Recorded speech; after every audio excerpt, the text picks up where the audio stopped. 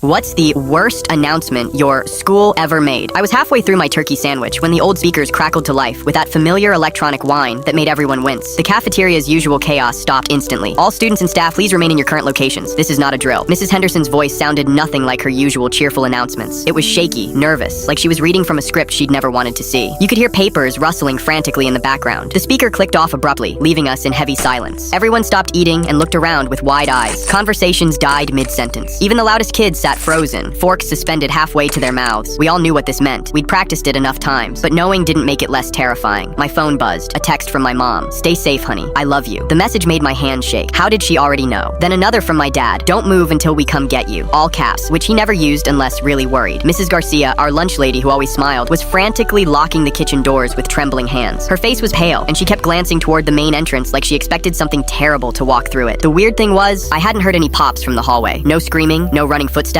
just eerie silence that pressed against my eardrums. Some girl 2 tables over was crying quietly into her hands. I found myself counting things to stay calm. 27 kids in the cafeteria, 3 adults, 4 exits, but 3 were locked now. 18 minutes since the announcement. 20 minutes later, the main doors opened with a soft click that seemed deafening. Mr. Peterson, our principal, peeked in like he was afraid of what he might find. His usually neat tie was crooked, his face pale as paper. "David, can you come with me, please?" My stomach dropped. Why me? Everyone stared as I grabbed my backpack with shaking hands. Mr. Peterson put his hand on my shoulder as we walked down the empty hallway. "Your uncle is here to pick you up," he said quietly. Uncle Mike was waiting in the office, still in his blue work clothes from the auto shop. He looked like he'd been crying, which scared me more than anything else that day. Uncle Mike never cried, not even when Grandpa died. He hugged me tight without saying a word, crushing me against his chest, like he was afraid I might disappear. I could smell motor oil and coffee on his clothes, familiar scents that should have been comforting, but somehow weren't. The ride home felt eternal. Every traffic light lasted forever. I kept watching Uncle Mike's face, but he just stared straight ahead with his jaw clenched. Every time I asked what happened, he just said, "Let's wait until we get home, buddy," in a voice that sounded nothing like his usual joking tone. When we pulled into my driveway, there were cars everywhere. Relatives I hadn't seen since Christmas. Aunt Sarah was sitting on our front steps, dabbing her eyes with tissues. Uncle Mike finally turned to me in the truck. "David, there wasn't a shooter at school today. Your school is fine. The lockdown was because there was an accident at Roosevelt Elementary across town." My heart stopped. Roosevelt Elementary. What kind of accident? A gas leak explosion in the science lab during a field trip visit. Some kids, his voice broke. Some kids didn't make it out. The world started spinning. My little sister Emma had mentioned a field trip this week to see the big kids' science experiments. She'd been so excited, babbling about it for days. "Where's Emma?" I whispered, though I think I already knew. Uncle Mike's silence was deafening. Through the truck window, I could see my mom collapsed on our living room couch, my dad holding her as she sobbed uncontrollably. Dad looked broken, older than I'd ever seen him. Emma's purple book bag was still by the door where she'd dropped it yesterday morning. Her favorite stuffed elephant sat on the kitchen counter waiting for her to come home. Everyone else at my school just had a scary lockdown story to tell their parents that night. I had something else entirely.